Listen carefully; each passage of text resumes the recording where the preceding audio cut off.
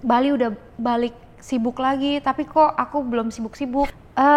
Masalah ditipunya berhenti di situ, tapi kejelasan hukumnya belum. Nah, waktu aku lihat Kak Jedar ketipu nih kayak sama nih kayak yang aku. Nah, habis itu kita jual 150 juta misalkan ke orang. Untung dong 50 juta. Iya. Nah, ternyata itu semua tuh nggak kayak gitu. Fiktif. Motifnya sama. Hai Kak Jedar. Hai. Jedar. Keren banget sih itu nama singkatannya. Iya, pas kebetulan ya. Iya. Sebenarnya nama asli aku Yesiska.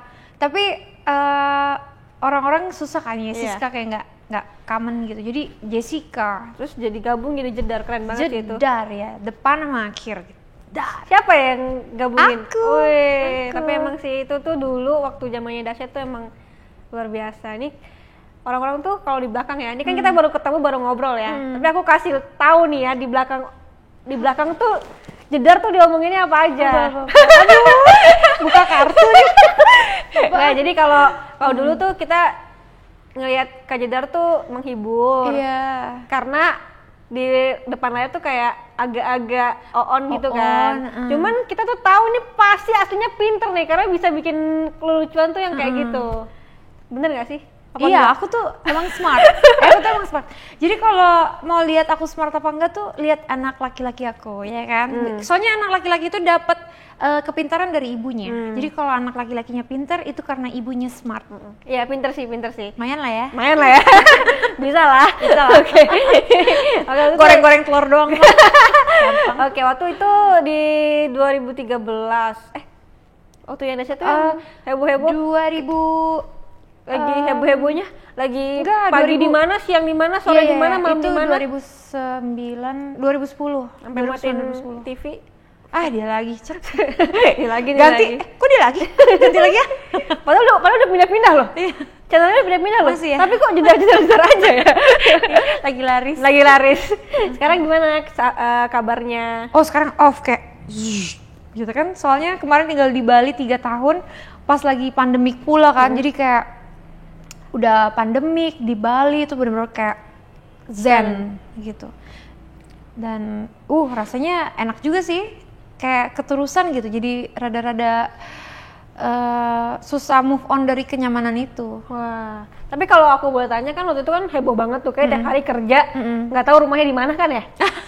Rumahnya di mobil. Oh, di mobil ya kan, nggak tahu gitu kan. Terus tiba-tiba nggak kerja lagi atau waktu itu sempat ada masalah juga. Itu tuh perubahannya kayak gimana sih, perubahan mental dan segala macam? Perubahannya sih berproses sih, dari yang dulu masih casting dari casting akhirnya syuting film, dari syuting film akhirnya syuting sinetron, dari sinetron akhirnya dipanggil Dasyat, FTV dulu, terus Dasyat, dari Dasyat terus ke Facebooker, dari Facebooker tuh yang langsung tiba-tiba satu hari 5 acara, 6 acara itu nonstop. Waktu itu bareng-bareng, pokoknya entar sama Kak Olga, entar sama Raffi, jadi sama mereka terus lah gitu.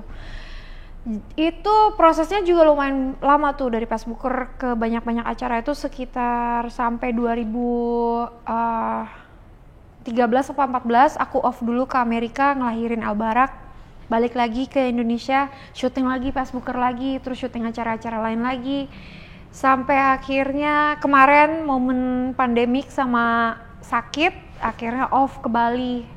Sampai sekarang tuh udah sempet 3 tahun, terus udah nikah, udah punya anak lagi. Terus sekarang kayaknya udah pandemik udah selesai tuh, kayaknya Bali udah balik sibuk lagi, tapi kok aku belum sibuk-sibuk. aku jadi kayak aku kangen momen-momen sibuk ya lagi. Gitu. Tapi aku tahu diri aku kapasitasnya waktunya nggak bisa kayak dulu lagi, karena sekarang kan udah ada tanggung jawab anak dan suami gitu. Jadi aku cuma pengen aku cuma pengen bisa syuting lagi, tapi nggak mau sesibuk dulu gitu. Dan sekarang juga momen kesininya tuh balik ke Jakartanya tuh adalah karena yang pasti nemenin suami, dan suami bilang papaku tuh udah tua kan, jadi lebih tua dari papanya dia, dan papaku tuh emang kurang sehat, jadi kenapa nggak kita tinggal di Jakarta, bisa spend waktu lebih banyak sama papa kamu, karena papa kamu udah lebih tua dan lagi sakit-sakit gitu. Terus aku pikir oh ya Vincent mikirin orang tua aku ya, bener juga ya gitu. Jadi ya udah deh kita balik yuk ke Jakarta. Padahal rumah di Bali baru jadi, kita baru tinggalin di situ mungkin 6 bulan. Jadi masih fresh. Mungkin peletakan batu pertama aja belum kering. Kita udah harus pindah lagi ke Jakarta gitu. Jadi bakal pindah ke Jakarta nih ya? Iya, itulah hidup gitu. Iyalah. Oke. Muter. Kemarin tapi pas masalah yang terakhir udah beres belum? Masalah ditipunya berhenti di situ, tapi kejelasan hukumnya belum. Jadi ya dia udah naik sebagai tersangka, tapi dari tersangka itu mau dibawa kemana lagi gitu, karena aku udah capek waktu, capek tenaga, capek biaya, capek segala macem, tapi nggak ada hasilnya. Udah mulai hopeless sih, sebenarnya lebih ke hopeless sama hukum di Indonesia, tapi kalau penyelesaiannya ada apa enggak, belum. Tapi kalau diri ini gimana, udah ikhlas. Ya tapi sebenarnya kalau penipuan di Indonesia itu cuma sebentar doang. Iya.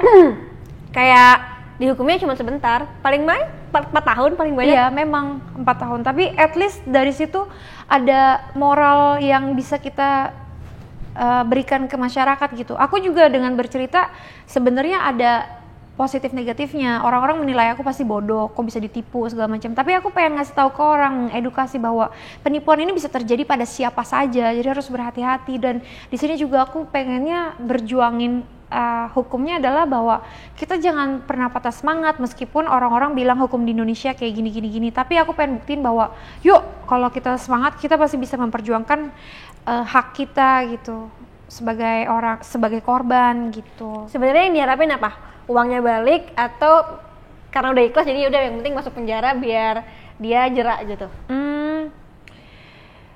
Sebenarnya udah sampai di ikhlas di titik dimana aku udah pasrah gitu, karena aku udah give up sih sama proses hukumnya gitu, nggak tahu harus gimana, apa harus main hakim sendiri atau ini adalah contoh bahwa menipu itu ternyata gampang, tinggal kabur aja. Jadi bingung juga ya sebenarnya. Jadi aku udah di titik pasrah gitu, kayak ya udahlah, mau polisi angkat tangan ya udah nggak apa-apa, mau orangnya kabur ya udah nggak apa-apa, mau gimana aja nggak apa-apa. Itu udah titik dimana ikhlas, pasrah dan capek gitu soalnya. Oke. Tapi aku boleh tahu nggak itu tuh sebenarnya gimana? Boleh.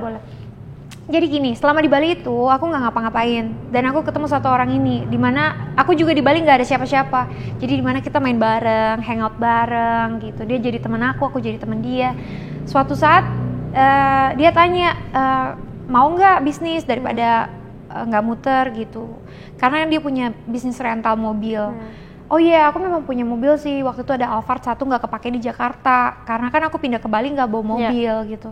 Itu bisa sih disewa-sewain. Oh yaudah, akhirnya dia ngambil mobilnya di Jakarta bawa ke Bali, disewa-sewain.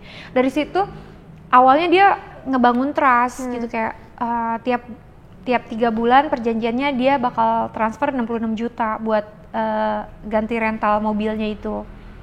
Ya itu aku dapat tuh di 3 bulan pertama, 3 bulan kedua, itu aku dapat. Makanya di situ kebangun trust kan. Apalagi yang dia tampilkan tuh dia kenal kepolisian, dia kenal pejabat, dia kenal birokrasi, event-event besar gitu. Jadi trustnya baik gitu. Terus jadi dari situ dia nawarin kayak misalnya, yuk kita investasi beli mobil. Yang kedua dulu mobil Mini Cooper aku. Waktu itu aku beli Mini Cooper. Terus karena mobilnya ceper, waktu itu aku hamil besar. Vincent bilang jangan naik mobil dulu gitu. Terus aku pikir ya udah deh ini sekalian aja disewain gitu, karena mobilnya nggak kepake. Jadi akhirnya disewain. Mini Cooper juga akhirnya diambil sama dia. Terus dari situ aku memang percaya, jadi aku nggak terlalu ngecek gitu uang yang masuk. Yang tiap bulan harusnya dia transfer masuk itu aku nggak ngecek. Kayak misalnya dia kirim bukti, padahal bukti itu ternyata bikinan dia.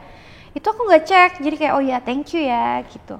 Dari situ tuh oke, kita investasi ke mobil ini. Pokoknya total ada 11 mobil, Mercedes-Benz, Land Cruiser, Porsche, apalagi ya, Alphard aku total ada 5, terus Porsche 2, Mini Cooper, sama satu lagi Hammer. Berarti itu dikasih semua sama dia, dikasih kepercayaan langsung full. Karena kan dia yang megang rental dan aku cuma dapat kontrak sama bukti transfer palsu itu. Gitu, dimana aku percaya. Tiba-tiba one moment aku melahirkan, temen aku bilang, si Steven kabur loh ke Singapura bawa uang orang. Wah, dalam hati aku, wah gue kena juga nih. Ya udah, aku cross check ke bank. Bukti transfer ini semuanya aku kirim ke bank. Aku minta tolong cek. Nggak ada yang masuk. Tapi mobilnya sekarang di mana? Oh, mobil aku dijual lagi sama dia. Jadi satu mobil, misalnya mobil nih Alphard aku, dia bikin beberapa BPKB dan beberapa STNK, di mana BPKB A yang asli dijual ke orang A, BPKB B yang palsu dijual ke orang B, BPKB C yang palsu dijual ke orang C. Jadi dijual ke beberapa orang, setahu aku ya. Jadi mobil itu punya milik banyak orang. Tapi mobilnya sekarang nggak tahu di mana? Di Polda Bali. Semuanya? Aku nggak tahu. Yang aku tahu Alphard itu ada di Polda Bali. Wah. Jadi aku pernah juga ketipu. Nah, waktu aku lihat Kak Jazar ketipu nih kayak sama nih kayak yang aku. Kamu modelnya gimana? Jadi kayak aku nih kenal baik sama orang ini. Tapi dia orangnya di Surabaya. Steven juga? Bukan. Stephen. Pakai P. Nggak, jadi dia ini kenal baik sama orang. Aku kenal baik sama orang ini dan orang ini memang punya kayak showroom mobil. Showroom mobil, terus udah gitu dia punya bengkel mobil juga. Jadi ya udah mainnya emang di mobil. Nah, terus udah gitu sekali dia telepon aku, dia bilang mau invest nggak nih? Kan duit aku nganggur ya. Tapi kecil sih investnya, kayak mau nggak nih invest. Jadi dia itu ngomong bahwa dia itu punya kenalan orang bank. Nah, orang bank ini kan orang bank ini kan kasih cicilan ke banyak orang kan. Nah, misalkan si A ini nggak bisa bayar nih, harga utangnya masih 200 juta. Nah, mau nggak mau jaminannya ditarik. Mau nggak kita bayarin, tapi nggak 200 juta, tapi 100 juta. Nah, habis itu kita jual 150 juta misalkan ke orang, untung dong 50 juta. Nah, ternyata itu semua tuh nggak kayak gitu. Fiktif. Jadi dia juga ada mobilnya, dia jualin ke mana pakai BPKB palsu, dia bikin BPKB motifnya palsu. sama. Nah, terus udah gitu yang paling keren lagi sama dia itu dikejar-kejar sama orang Madura. Karena orang Madura ini punya banyak mobil. Nah, mau nggak disewain? Nah, terus disewain, akhirnya orang Madura ini kasih tuh Avanzanya misalkan ke dia. Ya kayak sama kayaknya deh, setiap bulan tuh dia transfer ke orang Madura itu. Nah, tapi ini sebulan ya saya pakai ya, ini saya transfer sekian. Nah, tapi kan lama-lama hilang tuh, dia kan nggak ada. Ternyata mobilnya dijual ke yang lain. Oh, sama, motifnya sama kayak gitu. Kayak gitu kan? Nah, kayaknya pas aku denger Kak Jedar, ini kayaknya motifnya sama nih. Sama nih, jangan-jangan sindikat nih kayaknya nih. Kayaknya ya, kita duga ya. Hati-hati soalnya. kayak gitu. Tapi ini sebenarnya akan banyak nih. Iya, kalau kayak gini-gini dibiarin terus, bener nggak sih? Ini jadi sebuah motif baru yang bisa dilakukan banyak orang. Iya, temen aku kan juga kena kan. Nah, dia orang Jakarta tuh. Nah, terus si orang itu bilang, mau nggak kita ganti mobil aja? Mobil langsung dikirim ke Jakarta gitu. Ya mau dong, daripada nggak segar sama sekali, dikirim tuh mobilnya ke Jakarta. Udah dikirim, ternyata tuh aman mobil nih. Orang. Udah aman nih. 3 hari kemudian datang orang. Ini mobil saya nih katanya. Dari mana mobil? Ini mobil saya, ini GPS-nya ada di sini. Jadi dia pinjem dari rental, terus dia kasih buat bayar orang yang dia pinjem. Ya jadi muter-muter aja gitu. Sama. Soalnya gini, ada contoh ya, satu mobil Hummer yang aku beli, yang dia bilang ada orang butuh duit, jadi dia jual murah. Dia jual waktu itu cuma 800 juta. Terus udah gitu ya mau dong Hummer gitu. Udah tuh, aku pikir Hummer tuh udah milik aku dong. Terus aku sewakan kan ke dia. Ternyata dianya udah kabur, Hummernya di tempat aku waktu itu. Ada orang datang rame banget bawa parang, bawa apa segala macam. Ini mobil kita kemarin dipinjam sama Steven dan ini udah 1 bulan dia belum kembaliin mobilnya. Ternyata GPS-nya nunjukin di rumah kakak. Lah, persis sama. Jadi oke, ini bukti-bukti saya pemilik asli mobil ini STNK asli, ini BPKB, cek nomor polis segala macam bener. mau nggak mau kita kasih. Iyalah. Karena itu mobil dia. Ternyata aku ditipu, ternyata mobil itu nggak dijual. Mobil itu cuma si Steven sewa dari orang itu. Bilangnya Bilangnya jual ke aku. Jadi 800 juta kakak sama Steven. Gone.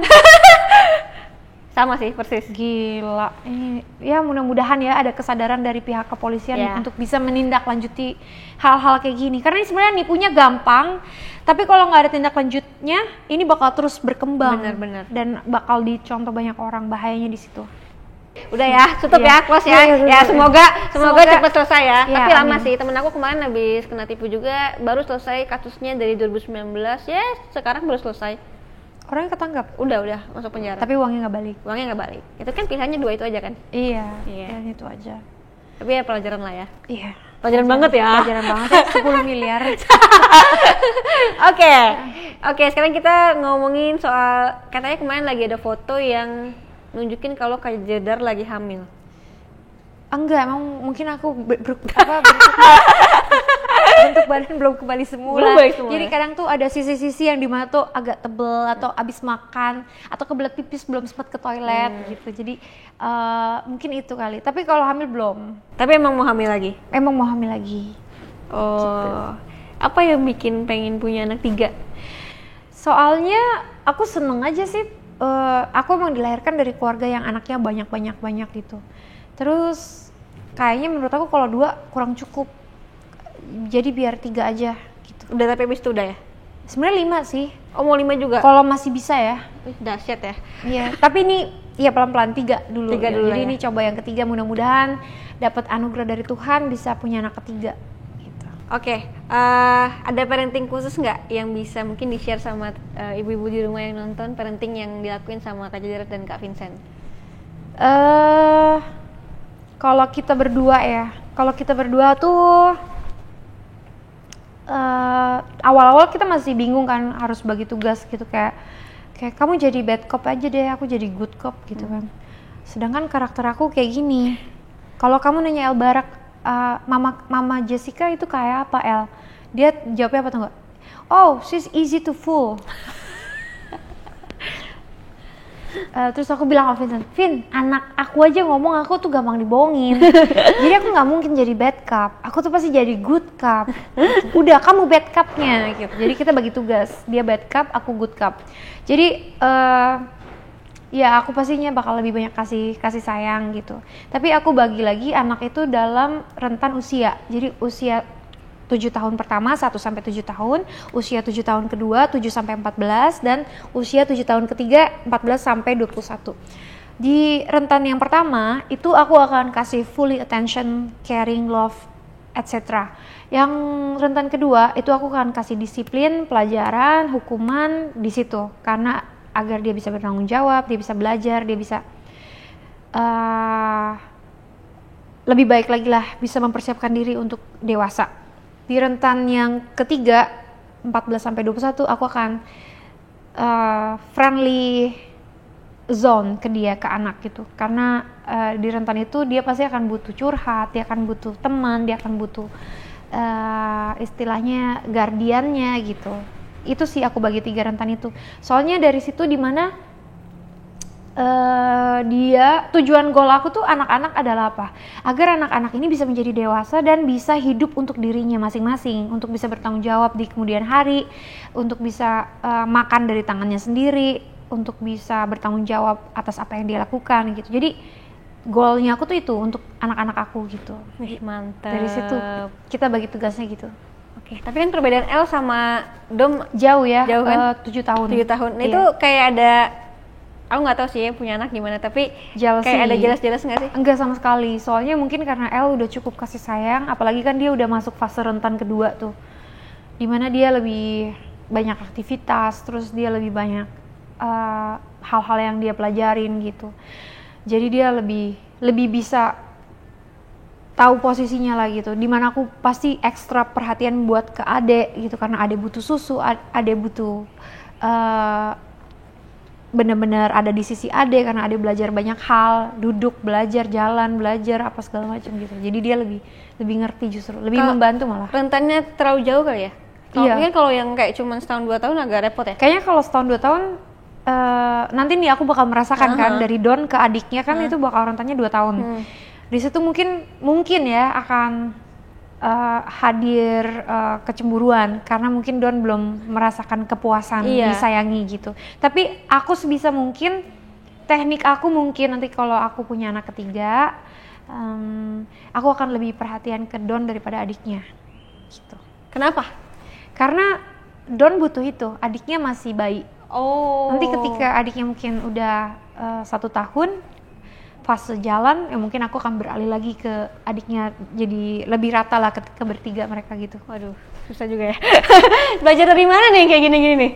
Baca-baca sih. Baca-baca ya? Iya, lebih baca-baca, nonton-nonton gitu. Seneng nggak sama kehidupan yang sekarang? Seneng banget, happy. Pertama adalah karena kepuasan sebagai seorang perempuan tuh aku rasakan gitu dari pas single, ada masanya kerja, ada masanya seneng-seneng, terus nikah, cerai. Ya jadi ada momen-momen yang aku rasakan lah jadi seorang ibu, melahirkan, punya pengalaman yang ya memang berat ya, memang mungkin nggak gila aja udah bersyukur gitu. Pengalaman-pengalaman itu ya yang menjadikan aku jadi sekarang lah, jadi bener-bener bersyukur sih. Maksudnya nggak semua orang loh bisa ketipu 10M, uangnya belum tentu ada. Aku udah, ya at least aku udah punya. Meskipun ketipu ya itu mungkin bukan milik aku. Di situ dimana aku belajar kelekatan gitu, bahwa ya udah sebagai manusia jangan lekat sama materi. Uang emang bisa dicari, tapi uang bukan segalanya. Jangan sampai uang menghancurkan diriku gitu. Makanya aku bilang gak gila aja aku udah bersyukur gitu.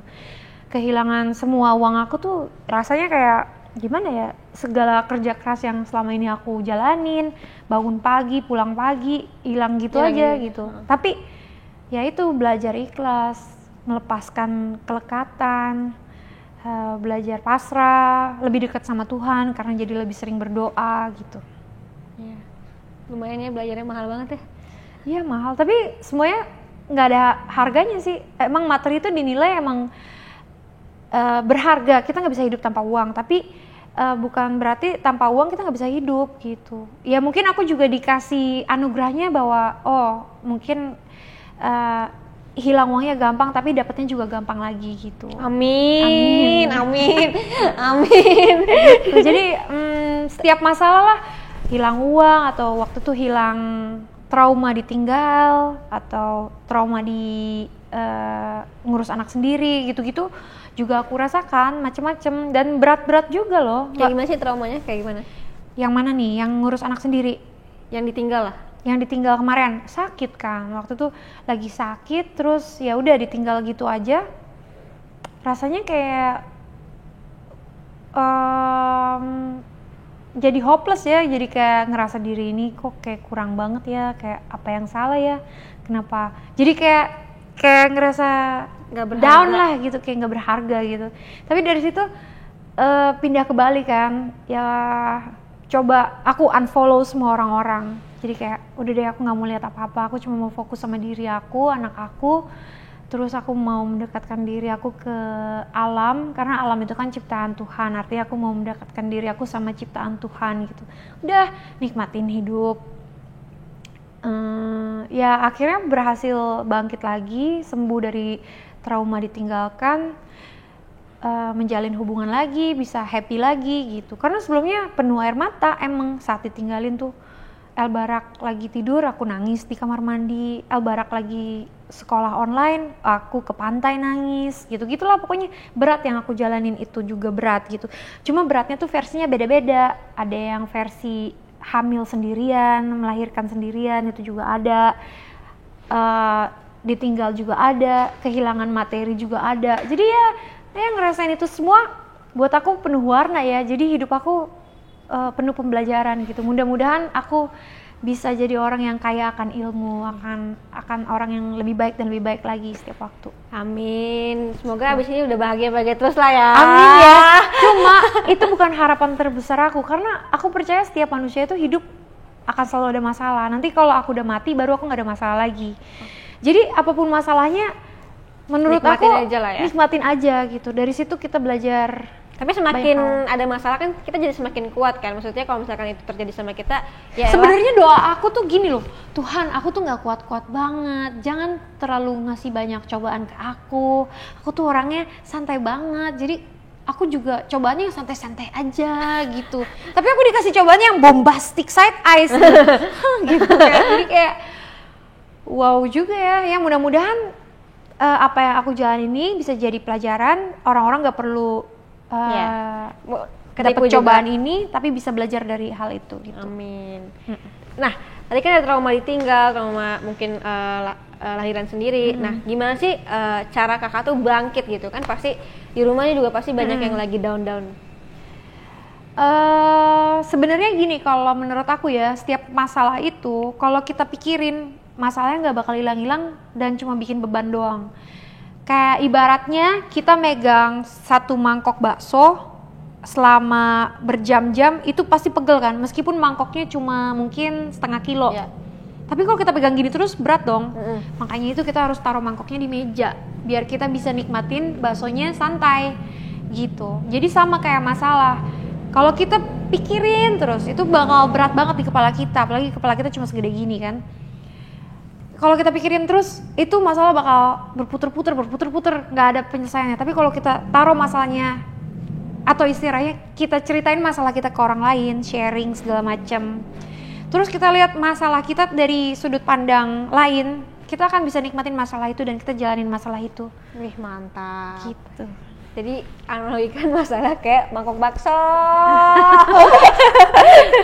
Oke, tadi bahas soal waktu mau menyendiri, unfollow semua orang. Nih kayaknya Jessica Iskandar hobi banget ya unfollow ya. Karena kalau udah kepencet follow, unfollow lagi. Enggak, karena itu bener-bener helps me a lot dari unfollow itu. Karena kadang tuh kalau dulu waktu aku follow banyak orang, aku tuh suka ngeliatin postingan orang kan. Terus kadang tuh aku ngerasa, apalagi pas aku lagi sendiri atau pas aku lagi down atau pas aku lagi momen-momen berat gitu, ngeliatin kok hidup orang bisa happy banget ya, kok orang bisa dicintain sama pasangannya, kok kayak gini ya, kok orang, jadi kita jadi membandingkan. Iya, jadi membandingkan diri kita sama orang lain, padahal sebenarnya itu kan nggak sehat gitu. Kita belum tentu dia bisa bahagia loh, mungkin dia juga punya masalah lain, kita nggak tahu, karena yang diposting orang kan pasti yang bagus-bagus, yang baik-baik gitu. Jadi aku berpikir, aduh, waktu sakit kemarin, udah deh, aku kayak gini terus, aku ngemikirin bahwa udah aku ditinggalin, aku nggak begini, aku begitu, terus aku ngebandingin sama postingan orang, aku jadinya jadi malah makin sedih, malah makin down gitu. Udah deh, aku unfollow semua orang.